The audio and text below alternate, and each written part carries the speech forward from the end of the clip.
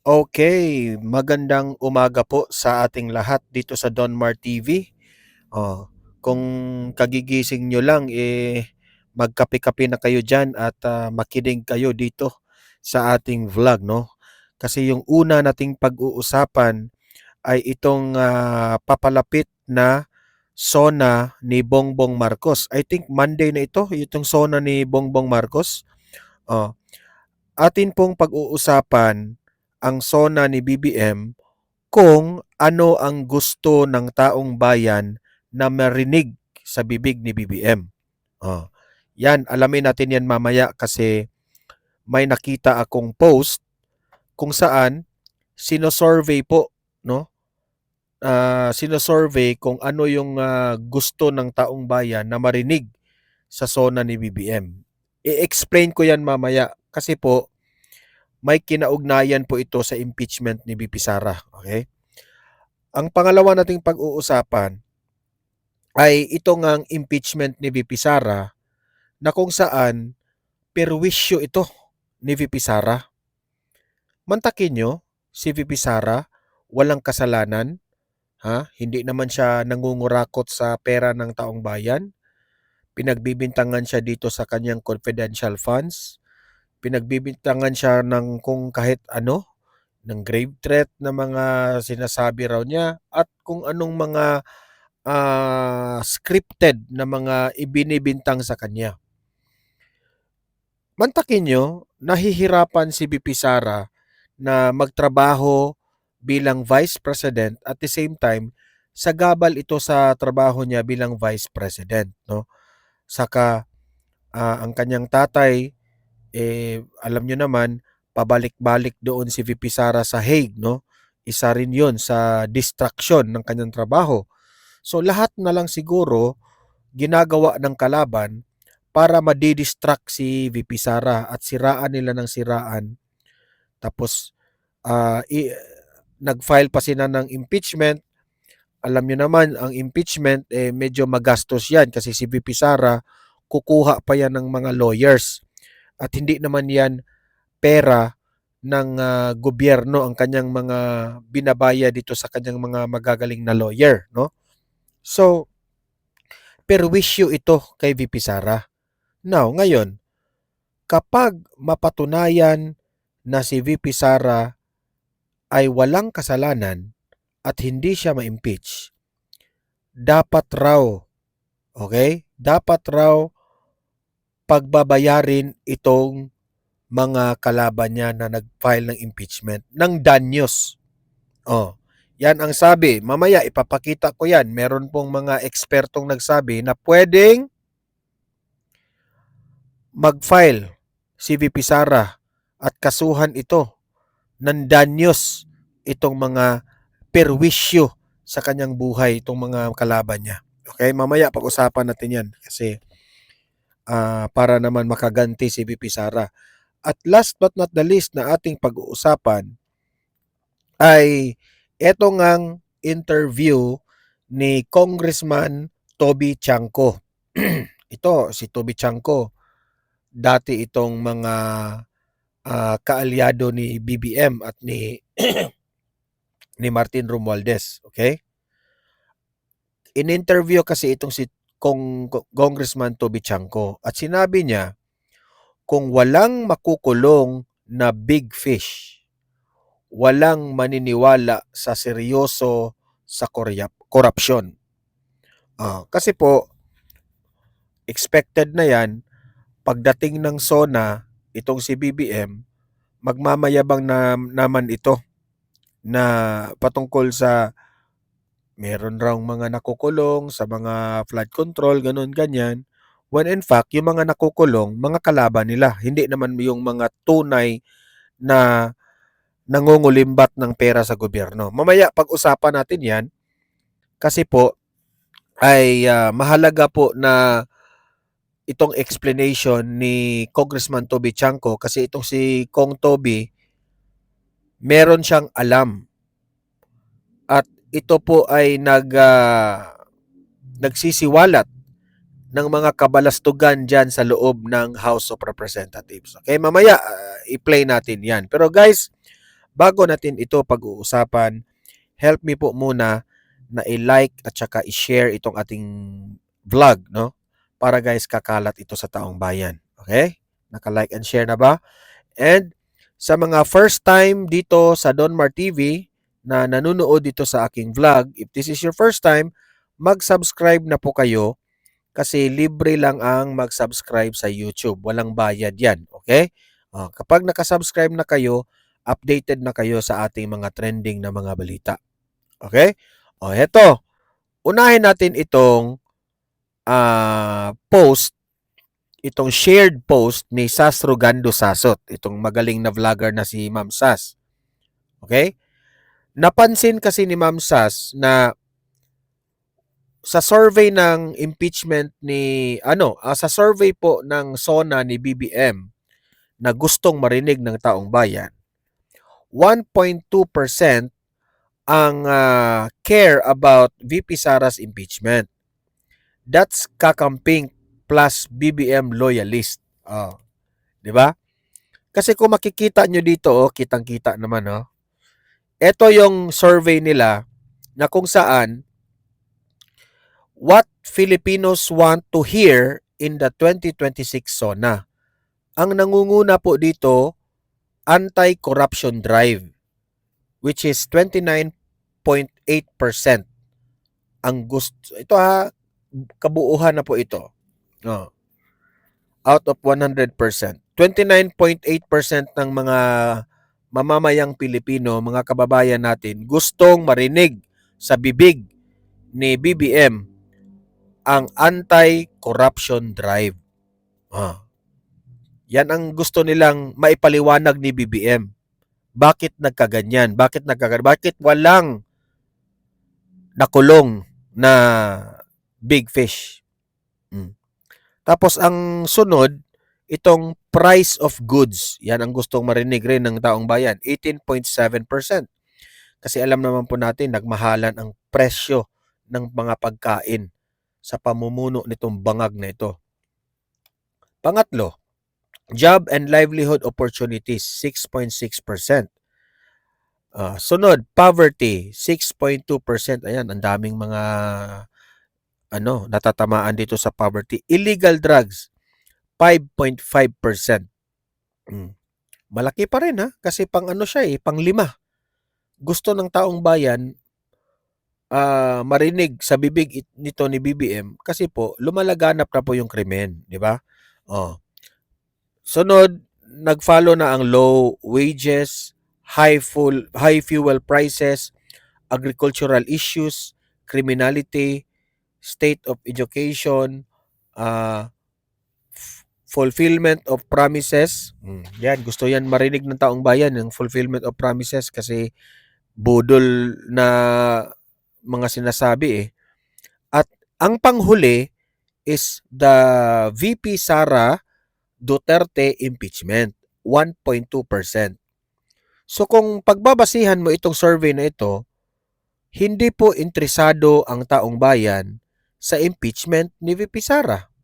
Kasi panghuli siya 1.2% lang po ang may gustong mangyari itong impeachment na ito. 1.2% lang po ang gustong marinig ng taong bayan sa bibig ni BBM. Pero ang gusto ng taong bayan, anti-corruption drive ang gustong marinig ng taong bayan. So, klarong-klaro na pagod na po ang taong bayan kay Bongbong Marcos. Kasi hindi niya hindi niya na-solve ang corruption issue dito sa bansa natin. Very obvious. Okay? So, sana naman si Bongbong Marcos ay makita niya yun. Okay? Makita niya ito. At pagbabasihan mo yung speech mo dito. Kasi kung hindi, wala ka na talaga. Isinusuka ka na ng taong bayan. So ngayon, ito yung sinasabi ko sa inyo na itong mga kalaban ni BP Sara, pwede itong kasuhan ng danyos dahil sa panggigipit nila ni BP Sara dito sa impeachment. Kung mapapatunayan na walang sala si VP Sara. Ito po, panoorin po ninyo. Ano, talagang ang gawin na lang ninyo, mga mapapayo mo, pag natapos na yung impeachment at napatunayan na walang sala, si Inday Sara, demanda nyo, yung mga nagdemanda sa inyo, danyos, permission. Dahil hindi pinagbigyan ng Senado ang umano'y kahilingan ng kampo ni Vice President Sara Duterte na sagutin yung mga gastusin sa pagkain at inumin ng defense team, staff at mga testigo habang nagpapatuloy nga ang impeachment trial. Correct. Bakit Ayon sa kaya? Senate Majority, hindi malinaw kung saan daw kukunin yung pondo Kahit para pagkain rito na lang. at kung paano maipapaliwanag sa Commission on Audit. Alamin natin ang detalye sa report ni Jason Rubico. Isang liham umano mula kay Vice President Sara Duterte ang humihiling sa Senado na sagutin ang gastusin sa pagkain at inumin ng defense team, staff at mga testigo habang nagpapatuloy ang impeachment trial. Hindi sila libre. Ayon sa umano'y liham, dahil sa security concerns, dapat manggaling ang pagkain sa accredited caterer ng Office of the Vice President. Nang tanungin tungkol dito, sinabi ni Defense Spokesperson Attorney Michael Powa na wala siyang sapat na impormasyon dahil hindi naging bahagi ang defense team sa naturang liham o sa mga naging pag-uusap tungkol dito. I cannot, I can confirm na wala namang pinapayagan yata na ganun as far as I know, but I cannot dwell on the details kasi that is an OVP letter and the defense team has no participation in that letter. So baka best directed to the Office of the Vice President kasi di naman kami kasama dun sa pagpupulong at wala kaming any participation pagdating doon. So again, I'm sorry. I wish I could give you more details pero hindi kasi talaga ako naging involved doon. Nang tanungin naman kung may kinalaman sa seguridad ng defense team ang umano'y liham, sinabi ni Powa na posibleng para sa kapakanan ng kanilang grupo ang naging kahilingan. Perhaps concern definitely for the defense team, hindi ba? But as to kung ano yung mga detalye talaga na napag-usapan kasi as far as I understand it, nagkaroon ng pagpupulong I think between Secretary Bantug and the OVP. I'm not sure, maybe you can confirm that. Samantala, kinumpirma ni Senator Judge Erwin Tulfo na hindi pinagbigyan ng Senado ang kahilingan na sagutin ang food at beverage ng defense team. Bakit Ayon naman? kay Tulfo, napag-usapan ito sa mini caucus ng majority senators at napagdesisyonan na hindi maaaring pondohan ng Senado ang naturang Kay gastusin. laki-laki ng mga maleta ninyo dyan. Namin, number one, ano namin sasagutin sa COA yun, di ba? Natanong kami, napag-usapan namin kagabi sa mini caucus ng majority sa Kawawa naman ang defense team. pinag-usapan yun. And the Di bigyan ng decision of, pagkain? majority is like, ba't natin sasagutin? Di ba? How do we explain that?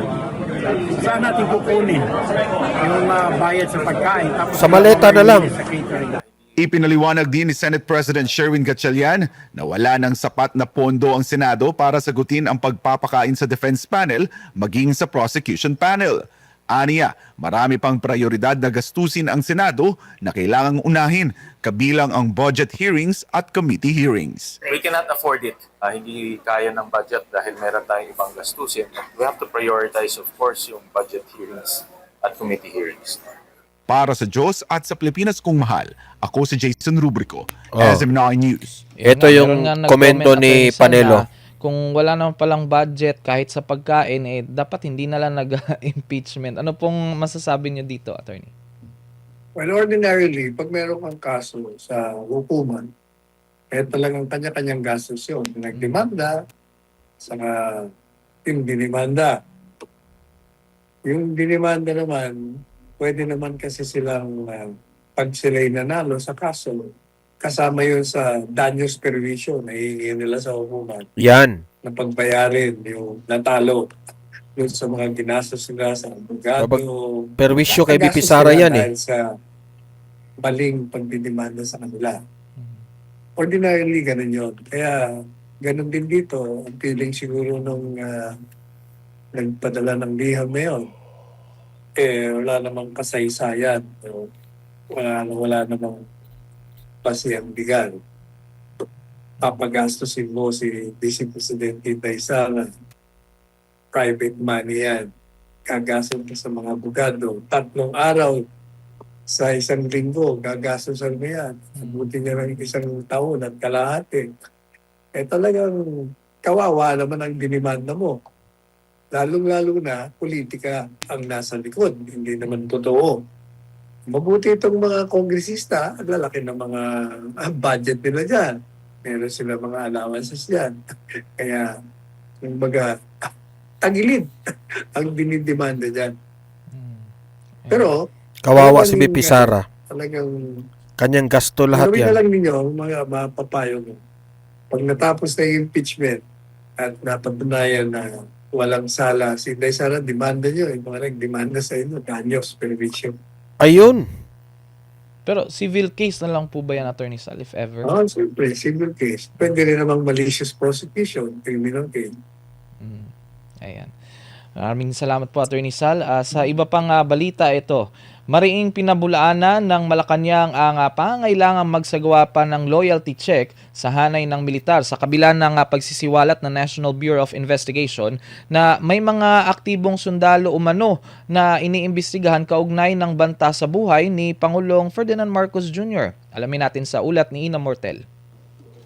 Buo pa rin ang tiwala ni Pangulong Ferdinand Marcos Jr. sa sandatahang lakas ng Pilipinas sa kabila ng pahayag ni NBI Director Melvin Matibag sa impeachment court na may mga aktibong sundalo na kabilang sa mga persons of interest sa umano'y banta sa buhay ng Pangulo. Ayon sa Malacanang, bagamat mas hihigpitan pa ang seguridad ng Pangulo dahil sa umano'y mga banta mula sa pamilya Duterte, walang nakikitang pangangailangan sa ngayon para magsagawa ng loyalty check sa hanay ng militar. Kasunod ito ng pagtatapos ng pagtalakay sa Article 4 ng impeachment laban kay Vice President Sara Duterte ukol sa mga napaulat na grave threats. Matatanda ang sinabi ni Matibag na ang mga naging pahayag ni Davao City Mayor Baste Duterte at ng pangalawang Pangulo ang naging trigger point kaya binuo ang isang special task force. Ayon kay Palace Press Officer Undersecretary Claire Castro, batid na ng Pangulo ang mga pagbabantang ito na bunsod umano ng galit ng pamilya Duterte. Tiniyak ng opisyal na hindi ito pinagsasawalang bahala ng gobyerno dahil buhay ng lider ng bansa ang nakataya kaya nararapat ang mas matinding pagpoprotekta. Noon pa naman po yan. Sabi nga po natin kung anong kinakailangan proteksyon ng Pangulo, yun dapat ang ibigay. Kung mas malamang pa or mas matindi pang pagpaprotekta sa Pangulo, dapat po dahil sa nakikita po at nadidinig nating pagbabanta sa kanyang buhay. Sa kabila nito, binigyan din ni Castro na buo pa rin ang kumpiyansa ng punong ehekutibo sa militar, ngunit dapat anyang matukoy ang mga individual na may balak tumalikod sa saligang batas. Yung tiwala ng Pangulo ay nandun pa rin po sa ating mga kasundaluhan. Yung mga balak na tumiwalag para proteksyonan, ipaglaban ang interes ng isang tao, laban sa batas, laban sa konstitusyon, dapat tong malaman kung sino-sino. Nilinaw din ng palasyo na ipinauubayan na nila sa liderato ng AFP at sa security forces ang pamamahala Siguro sa hindi sitwasyon, na loyal yung kaya iba walang dyan. nakalinyang loyalty checks sa ngayon. Sa ngayon po kasi ay alam ng Pangulo kung sino ang mga Loyal. kailangan mapagtiwalaan. Hindi po ngayon Ikaw, nagkakaroon loyal ng pa- loyalty check. Loyal ka pa ba? Nasa security na po yan at nasa pamumuno na po yan ng kasundaluhan. Para sa Diyos at sa Basta may Pilipinas maleta, kung mahal, loyal ito si talaga. Immortal, SMNA News. Ayan, Attorney Sal, hindi na daw kailangan ng loyalty check. Ano pong reaksyon nyo dito?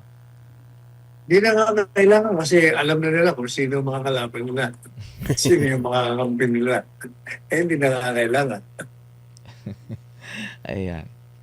May sa isa pang banda, Attorney Sal, tiniyak ng or ni US President Donald Trump kay Pangulong Ferdinand Marcos Jr. na ihaharap niya kay Chinese President Xi Jinping ang mga concerns ng Pilipinas kaugnay nga ng sitwasyon sa West Philippine Sea. Kasunod ito ng pag-uusap nila Marcos Jr. at US Secretary of State Marco Rubio kung saan nga tinalakay yung pinakahuling insidente. Tapos, hindi po sinuportahan ng Pilipinas, ha? Hindi po sinuportahan ni BBM yung panawagan ng Amerika na ayaw ng suportahan ng ICC. Trahidor talaga si BBM eh. insidente ng Ayungin Shoal. Samantala, sinabi rin na Malacanang na nais ni Pangulong Marcos Jr. na magkaroon ng reset sa relasyon ng Pilipinas sa China upang Anong maiwasan yung pag-uulit ng mga tensyon sa WPS. Binisita rin ng Pangulo Atty. Sal ang dalawang sugatang miyembro ng Philippine Navy na nasangkot nga sa insidente ng Hindi Ayungin Shoal napapayag at ang China ginawaran dyan. ng Order of Lapu-Lapu Inaway bilang nyo na ng pagkilala inaway sa ang kanilang China. katapangan at serbisyo. Itong isyong ito, Atty. Sal, makakatulong po ba kung halimbawa ang mismong presidente ng Estados Unidos yung parang mamagitan sa planong i-reset yung relasyon ng Pilipinas sa China? Ang gawin ng gobyerno, baguhin nila ang kanilang patakaran panglabas, ang kanilang foreign policy. Hindi pwedeng sunod-sunuran ka sa gusto ng Estados Unidos. Correct. Kapalitan ko ano yung mga konsiderasyon. Yan ang matagal nang sinasabi ni Presidente Duterte noong kanyang panahon. Kailangan talaga baguhin mo eh.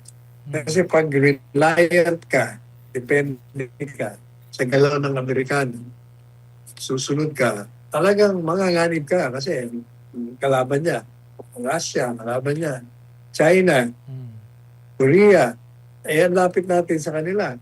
Layo naman nila. Pero kung ginagamit nila ang teritoryo natin sa pamamagitan ng pantay ng mga batas militar, may problema tayo, mapanganib. Ngayon, pagdating naman doon sa West Philippine Sea, matagal na natin sinasabi rin ni Presidente Duterte na ang gagawin natin dyan, mag-usap tayo sa mesa ng diplomasya. At hindi po pwede na mag-iiringan tayo na mag-iiringan yan hanggang sumabog yan. Kasi nga, ang bawat panig, talagang hindi naman sila atras sa mga posisyon nila. Para sa China, kanila yan.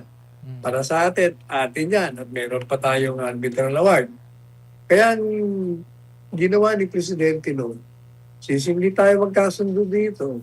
Pagkasunduan na muna natin yung mga bagay-bagay na maaaring magbenepisyo tayong dalawang bansa. O yun ang ginawa niya. Kaya kita Correct. noon, walang dulo. Peaceful pa yung kay Duterte. Dahil ang diskarte ng gobyerno ito, binibira mo ng binibira. Nayayamot naman sila, binubuli naman tayo. Sasagot tayo, wala naman tayo magawa, hindi natin kaya. Correct. Kaya kailangan, mag-usap na lang tayo kung anong Huli ng dapat lahat, gawin, no? Since BBM. hindi tayo magkasundo, ayaw nyo, inaway nyo ayaw ng nyo inaway. o magawa na lang tayo ng modus vivendi tinatawag. Yung bang regla na kung tayo nagkita-kita roon, huwag na tayo magbabag, magbigayan tayo. Ganun dapat ang gawin. Pero too late na Siguro po kay Attorney Sal nga na too late na meron talaga. lang nalalabing siguro mga Nagsisisi na si isang BBM. taon na lang mahigit na Deserve mo yan. panunungkulan ni Pangulong Ferdinand Marcos Jr. na na-realize niya na kailangan maibalik muli yung relasyon ng Pilipinas at China. No such animal as too late. Tanga eh. Pag gusto mo, gagawa mo ng paraan yan. Ayan. Maraming salamat po, Attorney Okay, Sal. so Samantala, yan po ha. Ito po, panoorin rin natin itong, alam niyo sa totoo lang, ang daming problema ng bansang ito eh.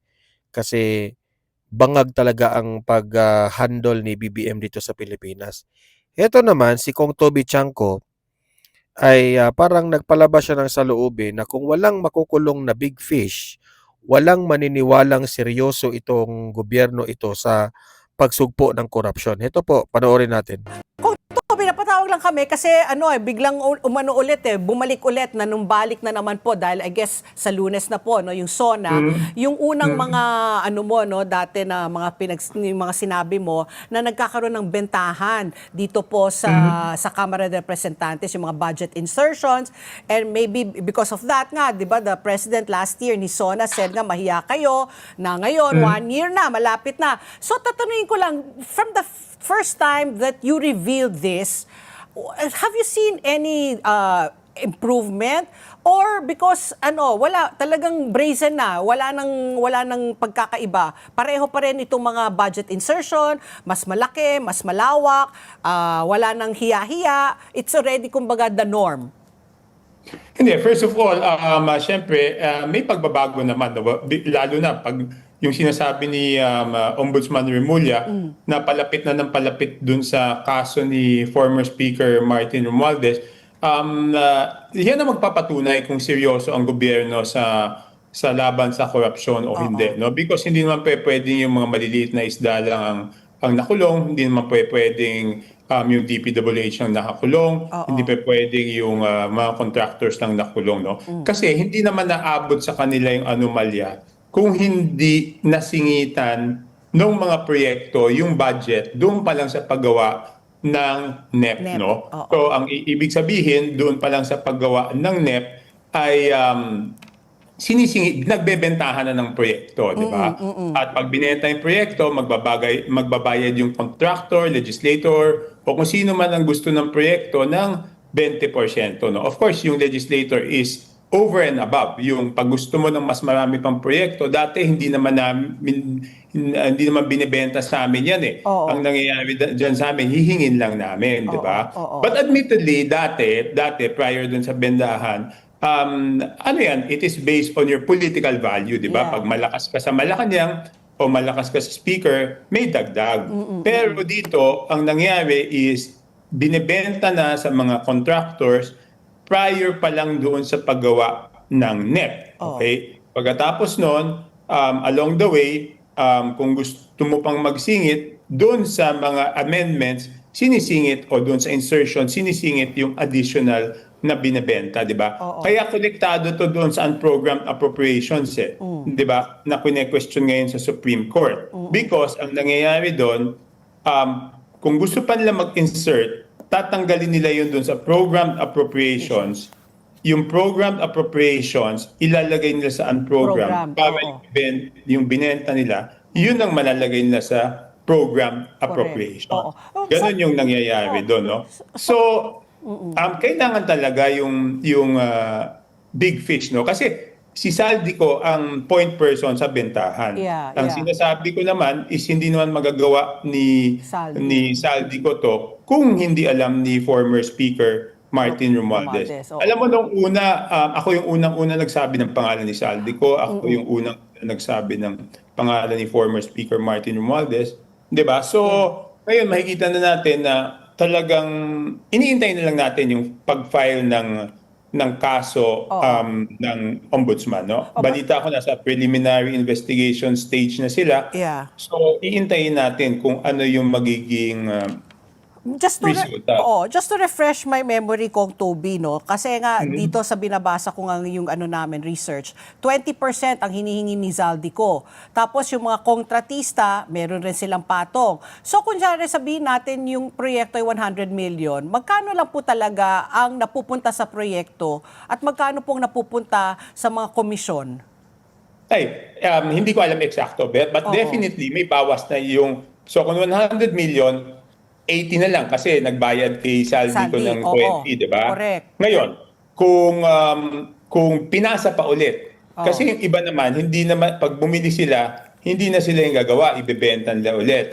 So, bebenta ulit na ng 10%. So, that's another 10 million. So, 70 million na lang natira sa proyekto, no? Kawawa ang bayan. Tapos, syempre, may contractor's profit yan na 10% yata ang computation ng DPWH. So, 60 10 na lang. million ulit yun. So, 60 million na lang natira sa proyekto, no? Tapos, kung meron pa ba silang ibang binibigyan, yun, babawas mo pa yan, no? So At least sa pinakamalaki, ang matitira sa proyekto ay 60%, di ba? Grabe. 60. Ako feeling ko baka less pa nga dyan kasi Hindi, sabi ko sa'yo sa pinakamalaki, di ba? Sa pinakamalaki. Sa pinakamalaki. Grabe. Kaya wala daming talaga. nawawalang Kawawa. pera. Okay, Kawawa Vicky. talaga yung mga Pilipino, no? Oo. We're paying so much and to only get Half. less than half pa nga, Yeah. if ever. Kung I have a question po, no? Yes, and ang problema dyan is lagi Dami na namang sanang kulang yung nagagawa budget, yan, eh. di ba? I mean, kaming mga congressman, hindi naman namin nadadala dun sa distrito namin lahat ng pangailangan ng distrito namin, di ba? Tapos mababalitaan mo na binenta lang yung mga Yung pala yun. proyekto, di ba? Correct. So dapat kasi ang budget, talagang ang budget dapat is to address yung pangangailangan, di ba? Hindi naman pwedeng yung budget binebenta. Correct. Tapos hindi hindi na nabibigyan ng proyekto yung mga lugar na mas nangangailangan. Siguro ito yung mga, kung tayo po ay mga ordinaryong mamamayan at taga-subaybay, parang nakakalula talaga pakinggan itong mga bentahan ng proyekto, budget na bilyon-bilyon, tapos milyon lang yung napupunta talaga sa kanilang mga proyekto. Kaya po, I think what you're doing po is very courageous. Kumbaga, sabi ko nga sa inyo, may kaibigan ka pa ba dyan sa Kongreso? Kasi po, Hindi naman, alam mo Rick, hindi naman ako pumasok sa Para Kongreso para magkaibigan. makipagkaibigan. Di ba, Kong, friend mo naman kami ni Patpi. Marami na siyang friends. Kahit si Patpi lang binibigyan mo ng 3-piece lagi. Ako wala, samantala matagal tayo magkaibigan. But anyway, Hindi, Kong, going back. Oy, teka, yung 3-piece ay klaro ko lang. Oo, Patis, pansit. puto, at saka pansit. Uy. Makakalain nila, binibigyan ako ni Kong ng pera. Hoy, Kong, baka hindi naman ako ng baka pansit kala at patis. pera, hindi yun, ano yun? 3-piece, patis, puto, at saka pansit. Sa Navotas. Kay Michelle na lang ko Hindi, mga hihingi. produkto ng Nabotas po yan. Ay, Michelle na lang ko hihingi, Kong. Ito, balik po tayo. So, ito nga po. Pansit, puto, tsaka patis. Oo. Yung tunay na patis, ha? Patis Yeah, talaga, patis puro. Tama na, hiningit niyo pa ako lalo. Okay. Ito po. Balik po tayo dito nga dahil I think this is a very brave allegation. But it is a very public allegation which is very specific. Because correct me if I'm wrong, Kong, dahil you were quoted as saying, let's say you're a contractor, you tell Zaldi, I want 1 billion worth of projects. You will pay 20%, or that's 200 million pesos. Then you decide what projects you want, and then we'll insert them into the budget. So this is very, very specific. So ang tanong po ng mga ordinaryong Pilipino nga na talagang, wow, nakakalula, ganito pala ang bentahan, ganito pala yung mga budgetan, meron po ba kayong specific din na mga hawak na dokumento? May actual po ba kayong nakitang transaksyon? Ano po yung mga, or may specific po ba kayong proyekto na pwedeng halimbawa, ito yung sinasabi ko, let's put it in real life scenario. Ito yung hawak ko ebidensya. Kong? Meron. Because madaling ma-identify di ba? Number one, for example, congressman ka na ikaw ang proponent, di ba, ng proyekto. Ikaw ang nag-request ng proyekto. Tapos hindi mo dinala doon sa lugar mo. Oo. Sa distrito mo. Obvious na yun. Oo Hindi na nga. kailangan Hindi mo na- karapatan yun, hindi mo distrito. hindi mo karapatan di ba? I mean, siyempre yung mga constituents namin humihingi ng proyekto. So nag-request ka ng proyekto, nakakuha na ka ng proyekto, papagawa mo sa ibang distrito. Di ba? Obvious na yun. Ibig sabihin, binenta mo yung proyekto. Wala nang ibang paliwanag doon. Why will you na... Okay, sila magpaliwanag. Bakit hindi mo dadalhin sa distrito mo yung proyektong na-request mo? Sila magpaliwanag. At meron akong listahan no mga ganon. Ayun Number po one yung yan. tinatanong natin. Ano po yung resibong meron po, hawak ni meron. Kong Toby? Meron daw siya. Meron. Oo. Number two, yung party list na napakalaki ng mga insertions. Insertions pa lang. For example, yung Tingog, di ba? Over 5 billion ang insertions niyan. Grabe. O wala naman siyang distrito. Hindi naman, of course, sasabihin niya, nationwide yung constituency niya. Pero, meron ng district congressman na nag-aasikaso doon So kung yung district congressman hindi siya makapagdala ng proyekto sa distrito niya, bakit ikaw na party list na hindi naman directly ang kongresista ng distritong yun, ikaw pa makakapagdala ng proyekto doon sa distrito na yon. Masyadong questionable yan, di ba? Direkta na yan sa district congressman dahil talagang constituency na yan bakit naman yung party list pa magdadala ng proyekto doon? And in the amount of more than 5 billion sa buong Pilipinas. Yeah. Di ba? Okay. Tingog yan. Tapos yung BHW, Barangay Health Workers na party list, yun ang pangalan nila, nasa pamangkin ni Congressman Saldico, no? At saka yung Ako Bicol, over 2 billion ang mga budget niya, no? nila. So, bakit dadaan yung district congressman sa party list para makapagdala ng proyekto sa distrito niya? Di ba? It doesn't make sense. Correct, Oo. So what happens to that now, Kong Toby? Talagang na yon, parang wala na. Kasi for this year, di ba, because of that flood control scandal last year na when the president made that announcement, wala na ngayong gumalaw na mga proyekto. Ang DPWH natakot, di ba? Kasi nga marami sa mga engineer, nasa payatas. So, pero ngayon po, we had Congressman Leviste a couple of months ago, and he said, when he goes to Congress, ganun pa rin, nag-uusapan, magkano insertion? May lagana pa rin daw yung mga ganyan mga insertion, mga budget insertion. So is it still happening? That's my question. Is it still May happening? mga Oo. Okay. Patpi, merong mga sumusubok, di ba? Okay. Merong mga sumusubok. Pero sabi ko nga, para matigilan na yan, because tignan mo, kung walang big fish, kung walang mastermind na makukulong na malaking congressman, Ayan. ano yan sasabihin na, ay, mainit lang, tapos palamigin, Oo. tapos balik sa ano. Correct. So dapat talaga may managot, no? Hindi Until pwedeng ngayon, wala walang mananagot dito. Hindi naman kapani-paniwala kahit kanino na Yung magagawa pinsan, yan ng hindi nakulong. DPWH. Magagawa yan ng mga contractors na Pero si Marcoleta nakulong. wala. Tsaka si Saldico in his videos already admitted. Ang sinasabi lang niya, Correct. hindi sa kanya napunta. Walang naiwan sa kanyang kanya. pera. At Oo, lahat hindi pinadala siya. niya Yeah, kay former Speaker Martin. Martin Romualdez, Oo, di ba? oo. Pero So, Kung Toby, it's on Monday na yung State of the Nation address ng Pangulo. Nagsabi na rin si Ombudsman Boying na they're looking at 6 to 8 contractors na sasampa na nila ng kaso. Tapos, sabi ko kay Ricky, rainy season na. So, nanumbalik na naman yung mga baha, talaga yung mga tao, nangingit-ngit nga. Sa tingin mo ba, gagawin ng presidente na papanagutin si Martin Romualdez na alam naman po ng marami napakalapit sa kanya pinsang buo ng ating Pangulo? alam mo, my reply cannot be based on my opinion. No? Okay. Ang reply ko is ganito. No? Aminin man natin o hindi, pag hindi nakulong si Martin Romualdez, walang maniniwalang seryoso ang gobyerno doon sa laban sa corruption. Ayan. No? And in fact, ang iisipin pa ng taong bayan dyan is pinalusot siya. Why? Because nagbanta siya, di ba? Natandaan mo, doon sa huling sa kaisa-isang video niya na lumabas, sinabi niya na marami siyang alam tungkol sa gobyerno, sa administrasyon, at hindi siya papayag na siya ang magiging scapegoat. Ang exact quote nga niya dyan is, I will not go down alone. Di ba? So, ano magiging interpretasyon ng tao dyan? Magiging interpretasyon ng tao dyan sa ayaw man natin o hindi, sa ayaw man o hindi ng administrasyon is, ang isipin is, takot sila na baka pag hinulong nila si former Speaker Martin Romualdez, kung ano-ano sabihin. So, Idadawat lalabas niya na daw ang presidente. takot sila doon sa alam ni Martin Romualdez. So, they will have to prove talaga, no? The burden of proof is doon ngayon sa administrasyon na patunayan na hindi sila takot, number one. At patunayan, number two, na yung laban sa korupsyon ay walang pinipiling kulay.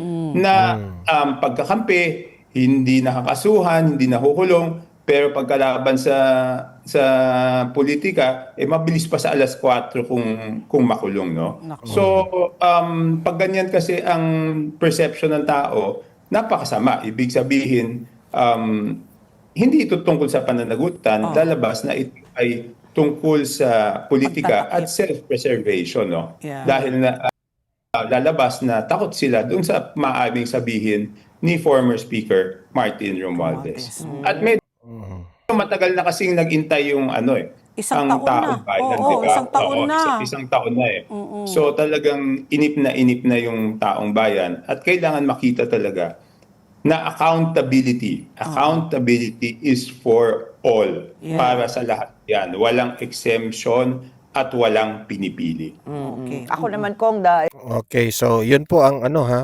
magandang point ni Toby Chanco.